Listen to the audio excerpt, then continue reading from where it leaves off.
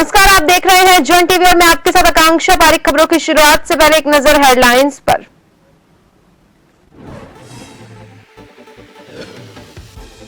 संस्कृत विभाग के प्रेक्षागृह में मिशन सिलक्यारा नाटक का मंचन। मुख्यमंत्री पुष्कर सिंह धामी ने देखा नाटक, कहा मानवीय अनुभवों को समझने में मददगार।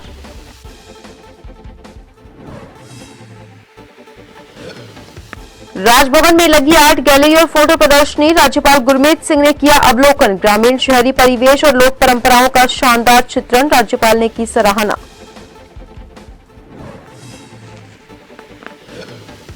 उत्तराखंड की जीडीपी में हुई बढ़ोतरी। 2023-24 में 3.5 लाख करोड़ रहने का अनुमान। कांग्रेस ने कहा भाजपा ने सिर्फ बड़े बड़े उद्योगपतियों पर किया पैसा खर्च।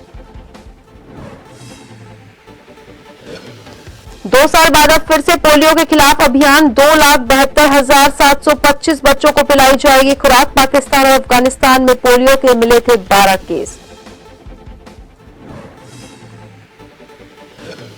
और 2 दिनों से पहाड़ों में लगातार जमकर हो रही बर्फबारी और बारिश, जनजीवन अस्त व्यस्त। बद्रीनाथ नेशनल हाईवे सहित कई मार्ग बाधित।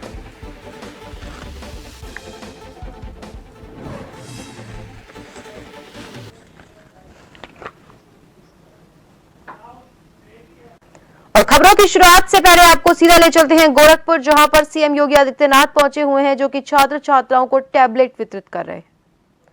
की रूपरेखा को करने के लिए हम आदरणीय अपर मुख्य सचिव महोदय माध्यमिक शिक्षा विभाग श्री दीपक कुमार जी से विनम्र अनुरोध करते हैं कि आदरणीय अपर मुख्य सचिव महोदय आप कार्यक्रम की रूपरेखा का प्रस्तुतिकरण माननीय मुख्यमंत्री महोदय के सम्मुख करें।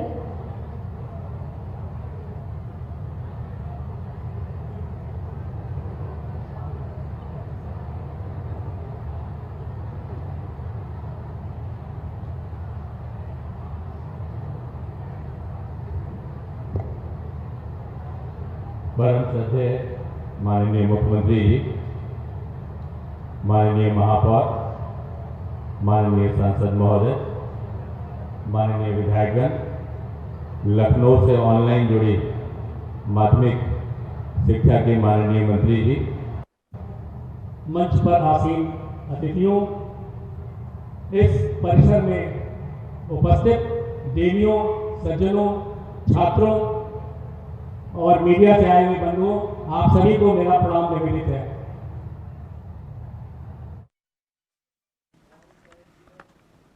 मुख्यमंत्री पुष्कर सिंह धामी ने शनिवार को संस्कृति विभाग के प्रेक्षागृह में मिशन सिलक्यारा नाटक का अवलोकन किया। मदन मोहन सती की मूल कृति नायक से जननायक पर आधारित मिशन सिलक्यारा नाटक के माध्यम से सिलक्यारा के श्रमिकों के संघर्ष को संजीदगी के साथ प्रस्तुत किया गया है। मुख्यमंत्री ने डॉक्टर सुवर्ण रावत को इस नाटक के आलेख, परिकल्पना और निर्देशन के लिए भी बधाई देते हुए कहा कि ये नाटक निश्चित रूप से मानवीय अनुभवों को समझने में भी मददगार होगा। मुख्यमंत्री ने कहा कि ये घटना कोई साधारण घटना नहीं थी। इन 17 दिनों में सभी अपने अपने तरीके से श्रमिकों और उनके परिजनों को प्रेरणा देते रहे।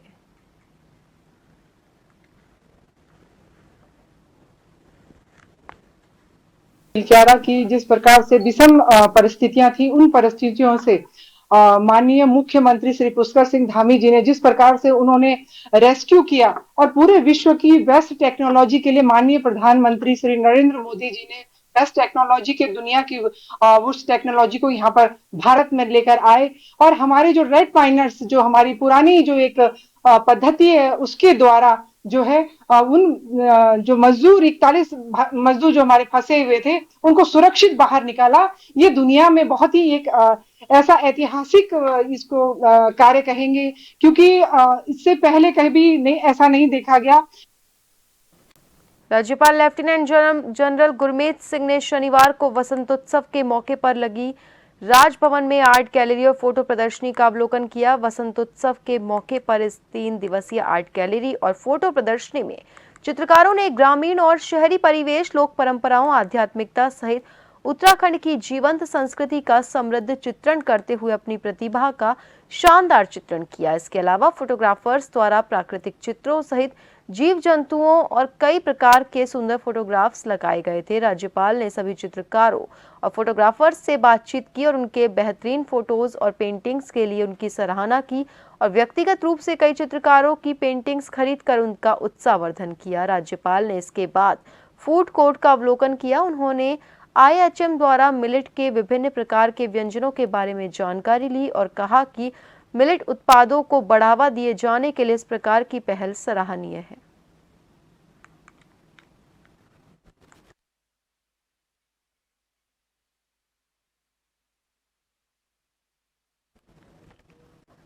उत्तराखंड में निवेश और औद्योगिक विकास के सुखद परिणाम सामने आने लगे हैं। प्रदेश की अर्थव्यवस्था के आकार में लगातार बढ़ोतरी हो रही है और बेरोजगारी दर घटी है। वहीं बड़ी संख्या में लोग गरीबी रेखा से ऊपर उठे हैं। आर्थिक सर्वे के मुताबिक 2023-24 में उत्तराखंड की GDP 3.5 लाख करोड़ रहने का अनुमान है।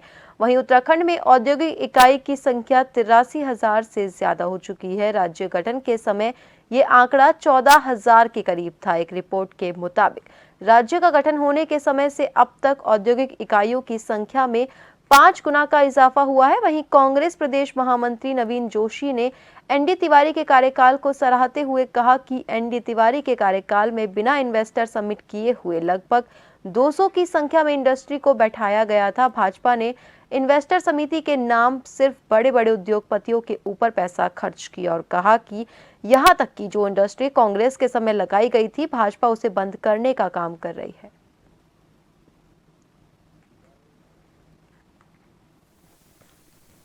मुख्यमंत्री जी ने करोड़ों रुपए खर्च करके इन्वेस्टर समिट उत्तराखंड के अंदर किया। जो उद्योगपति थे उनकी आवभगत में किसी भी प्रकार की कोई कमी नहीं छोड़ी। एक नारायण दत्त तिवारी थे उत्तराखंड के पहले निर्वाचित मुख्यमंत्री, जिन्होंने बिना इन्वेस्टर समिट करे बड़ी बड़ी इंडस्ट्री उत्तराखंड के अंदर लेके आए। उस समय पे 2000 बड़ी इंडस्ट्री, चाहे टाटा है, बजाज है, किर्बी है, हिंदुस्तान है, बड़ी बड़ी कंपनी उत्तराखंड के अंदर आई और यहाँ के बेरोजगार युवकों को 70% उसमें रोजगार दिया गया। आज करोड़ों रुपए खर्च करने के बाद भी, इतना बड़ा इन्वेस्टर समिट होने के बाद भी यहाँ पे कोई ऐसी नीति नहीं है कि यहाँ के बेरोजगार युवकों को रोजगार दिया जाए। पाकिस्तान और अफगानिस्तान में पोलियो के 12 केस मिलने से 2 साल बाद अब फिर से पोलियो के खिलाफ अभियान चलेगा। इसी क्रम में स्वास्थ्य विभाग उत्तराखंड के निर्देश पर रविवार को 5 साल तक के 2,72,725 बच्चों को पोलियो की खुराक पिलाई जाएगी। जानकारी CMO डॉक्टर मनोज कुमार शर्मा ने पत्रकार वार्ता कर अभियान की दी। 2 देशों में पोलियो के वायरस मिलने से देश का स्वास्थ्य विभाग भी अलर्ट मोड पर आ गया है और इसी क्रम में उत्तराखंड स्वास्थ्य विभाग द्वारा रविवार को पल्स पोलियो अभियान चलाया जा रहा है।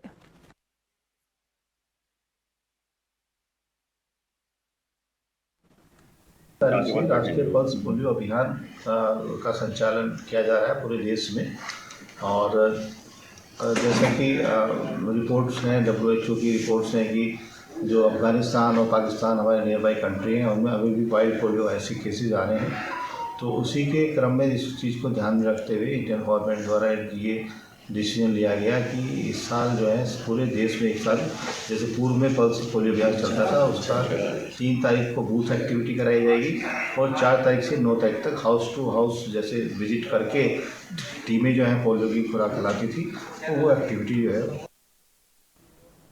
देहरादून शहर में संचालित 2 व्हीलर के एग्रीगेटर रैपिडो को लेकर RTO देहरादून को कई वक्त से शिकायतें मिल रही थी। इसके संचालन में इस्तेमाल होने वाले 2 व्हीलर का कमर्शियल नंबर प्लेट होना जरूरी है। हालांकि रैपिडो संचालक इसे प्राइवेट नंबर प्लेट पर संचालित कर रहे हैं, जिसको देखते हुए RTO देहरादून ने कई संचालकों पर चालानी कार्रवाई की है। RTO प्रवर्तन शैलेश तिवारी के मुताबिक अब नियमों को ताक पर रखकर रैपिडो संचालन करने पर केवल चालानी कार्रवाई नहीं होगी, बल्कि उनके वाहनों को सीज भी किया जाएगा। रैपिडो जो एक बेंगलुरु की कंपनी है, उसे नोटिस भेजा जा चुका है।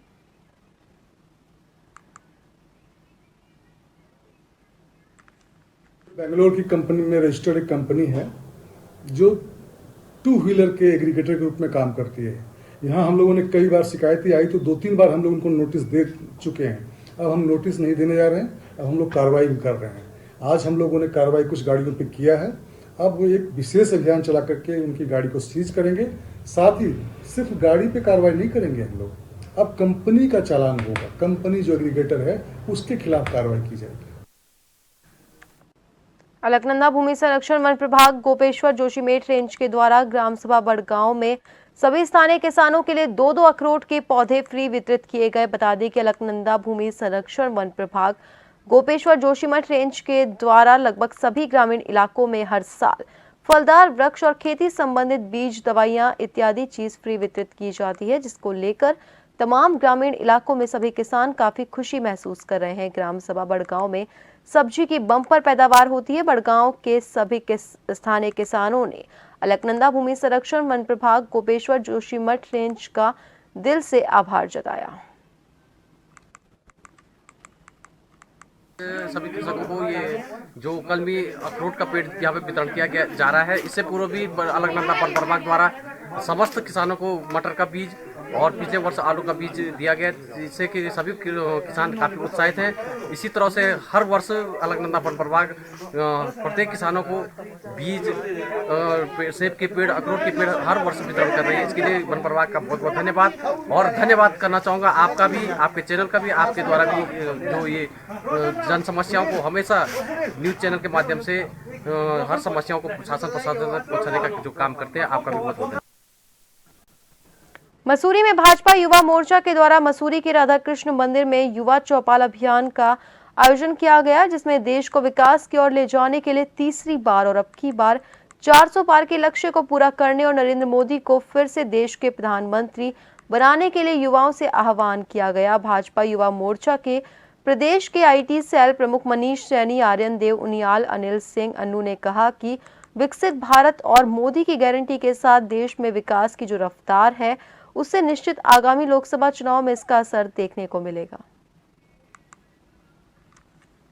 चौपाल जो जगह जगह की जा रही है पूरे प्रदेश में, पूरे राष्ट्र भर में, और इसका मुख्य उद्देश्य यही है कि क्योंकि लोकसभा चुनाव आने वाला है, हमने एक संकल्प लिया है कि मोदी जी की इस बार सीट 400 पार जाएंगी। वो 400 पार जाएंगी कैसे, ये क्वेश्चन है। इसके आंसर्स है कि जितने भी लाभार्थियों को योजनाएं पहुंची है, चाहे वो उज्ज्वला योजना हो, चाहे वो मुद्रा योजना हो, चाहे वो करोड़ों लोगों को जो राशन पहुंचता है, जो बिलो पॉवर्टी लाइन लोग हैं, ये उन तक मैसेज पहुंचे कि ये हमारे सरकार की योजनाएं हैं। युवा मोर्चा के द्वारा युवा चौपाल का कार्यक्रम का आयोजन सभी संपूर्ण देश में, सभी प्रदेश में आयोजित किया जा रहा है। इस चौपाल के माध्यम से युवाओं को आगामी लोकसभा चुनाव में किसे मतदान करना है उसके बारे में अवगत कराए एवं सरकार की योजनाओं के समक्ष युवाओं को रखा गया कि किस प्रकार से सरकार ने विगत 10 सालों में नरेंद्र मोदी जी के माध्यम से या उनके प्रधानमंत्री कार्यकाल में वह कार्य किए हैं।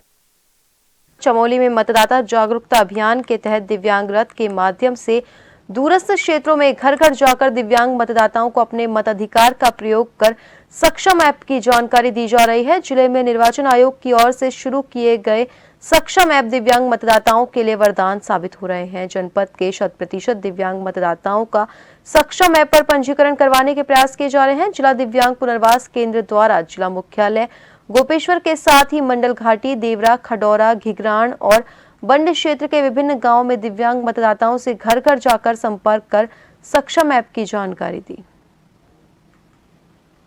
लोकसभा निर्वाचन मार्च महीने से प्रारंभ होने हैं, तो उसके क्रम में जनपद स्तर पर मतदाता जागरूकता हेतु वृहद स्तर पर कार्यक्रम आयोजित किए जा रहे हैं। इसका एक विशेष जो सेगमेंट है वो जो हमारे दिव्यांग मतदाता हैं, उनको हमें सभी को हम उनके मताधिकार को प्रयोग करने के लिए उनको प्रोत्साहित करें, उनके लिए व्यवस्था करें, ये हमारा उद्देश्य है। तो उसमें एक कड़ी जो है कि उनके तक ये मैसेज पहुँचे कि जो निर्वाचन आयोग है और जिला निर्वाचन कार्यालय की तरफ से क्या उनके लिए व्यवस्थाएं की जा रही हैं।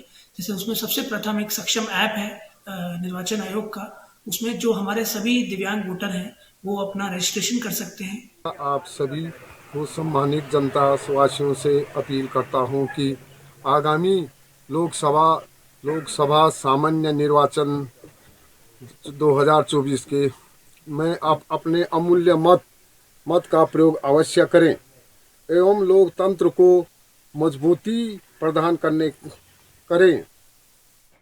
नैनीताल में शनिवार सुबह 2 घंटे की तेज बारिश से जनजीवन पूरी तरह से प्रभावित रहा, तो स्कूल आने जाने से लेकर पर्यटक भी इस बारिश में फंसे रहे। माल रोड में पानी भर गया, झील में भी कूड़ा आने से गंदगी का अंबार लग गया। वहीं बारिश रुकने और मौसम साफ होने से नैनीताल की शान की जाने वाली नैनी झील में नौकायन करने पहुंचे पर्यटक झील में फैली गंदगी को देखकर नाक सिकोड़ने को मजबूर है। नाव चालक संघ के अध्यक्ष राम सिंह का कहना है, बरसात के दौरान नालों से प्लास्टिक की बोतलों के साथ बहकर आई गंदगी के चलते पानी दूषित हो रहा है।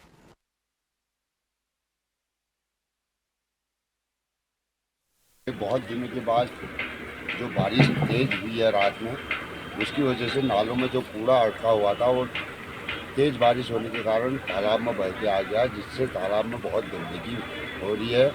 और कस्टमर काफ़ी संख्या में आए हैं, जिनको देखने में यहाँ बहुत गंदगी लग रही है, तो मतलब बहुत गंदा सा महसूस हो रहा है। हाँ, क्योंकि एक तो यहाँ पर गंदगी सीवर का नाला आ रहा है, एक मेन जगह है सीवर का नाले की, हमेशा ही सीवर बहते रहता है। यहाँ पर हमेशा ही जो लोग भी आते हैं, मतलब सीवर के पानी की स्मेल आती है। तो उत्तराखंड के पहाड़ों में 2 दिनों से लगातार जमकर बर्फबारी और बारिश हो रही है। बर्फबारी और बारिश के चलते जनजीवन अस्त व्यस्त हो गया। बद्रीनाथ नेशनल हाईवे हेलंग गुलाबकोटी पागल नाला सहित भारी बरसात के चलते बाधित हो गया। दोनों तरफ सैकड़ों की तादाद में वाहन फंसे हुए हैं। स्थानीय लोगों से लेकर पर्यटक भी परेशान हो रहे हैं। जबरदस्त बारिश के चलते सड़क खोलने में संबंधित विभाग को परेशानी हो रही है। वहीं देर रात से बद्रीनाथ नेशनल हाईवे हेलंग गुलाबकोटी के बीच बंद है।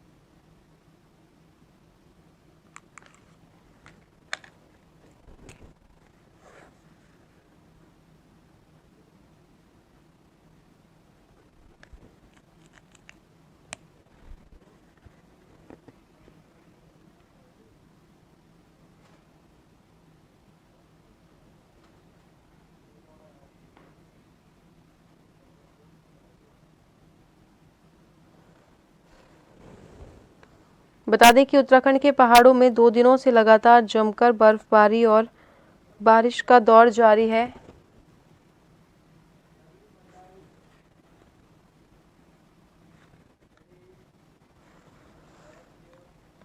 खबर की ज्यादा जानकारी के लिए हमारे साथ हमारे सहयोगी नवीन भंडारी सीधा हमारे साथ फोन लाइन पर जुड़ चुके हैं। नवीन, बद्रीनाथ हाईवे भारी बारिश और बर्फबारी के बीच बाधित हो गया है, ऐसे में वहां पे जाम के हालात बन गए हैं, तो इस वक्त क्या स्थिति बनी हुई है?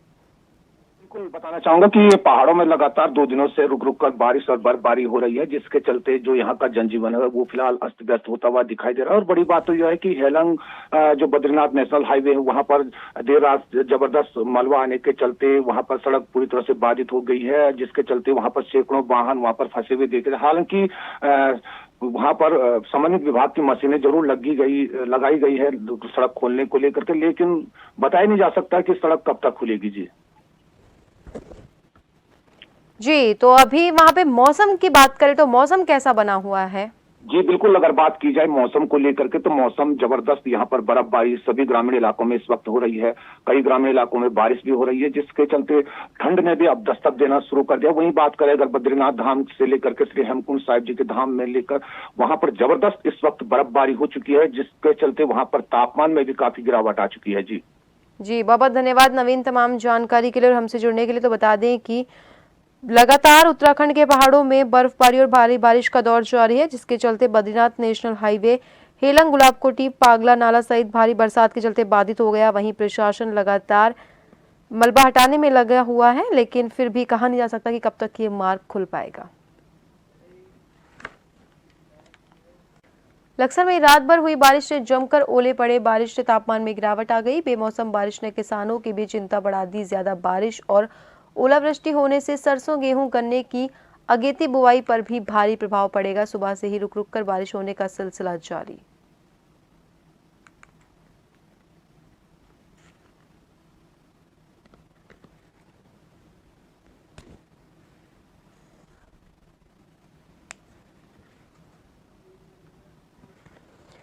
बता दें लक्सर में रात भर बारिश से जमकर ओले पड़े। इसके चलते बारिश से तापमान में काफी गिरावट आ गई। वहीं बेमौसम बारिश ने किसानों की चिंता बढ़ा दी। इससे बारिश होने की वजह से और ओलावृष्टि होने की वजह से सरसों, गेहूं और गन्ने की अगेती बुआई पर बुरा प्रभाव पड़ने वाला है।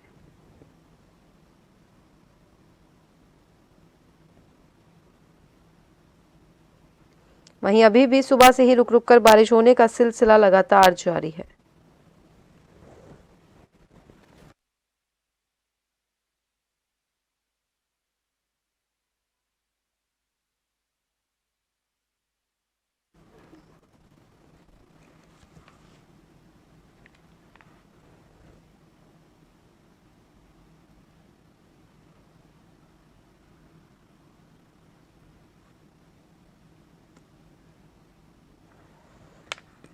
लक्सर में रात भर बारिश हुई, इसके साथ ही जमकर ओले पड़े। तापमान में बारिश से काफी गिरावट आ गई। वहीं बेमौसम बारिश ने किसानों की भी चिंता बढ़ा दी, क्योंकि इससे फसलों को भी काफी नुकसान हो सकता है।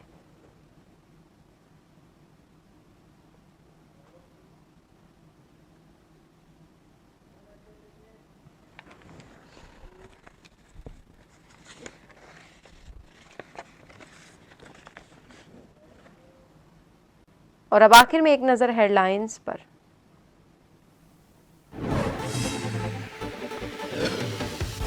संस्कृति विभाग के प्रेक्षागृह में मिशन सिलक्यारा नाटक का मंचन। पुष्कर सिंह धामी ने देखा नाटक, कहा मानवीय अनुभवों को समझने में मददगार।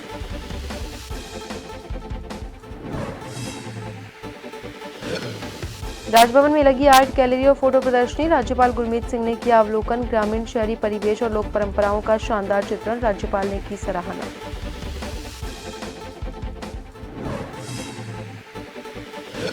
उत्तराखंड की जीडीपी में हुई बढ़ोतरी। 2023-24 में 3.5 लाख करोड़ रहने का अनुमान। कांग्रेस ने कहा भाजपा ने सिर्फ बड़े बड़े उद्योगपतियों पर किया पैसा खर्च।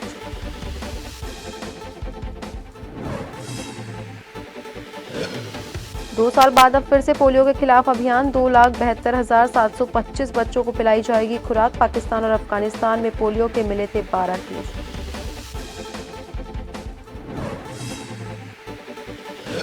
और 2 दिनों से पहाड़ों में लगातार जमकर हो रही बर्फबारी और बारिश, जनजीवन अस्त व्यस्त। बद्रीनाथ नेशनल हाईवे सहित कई मार्ग बाधित।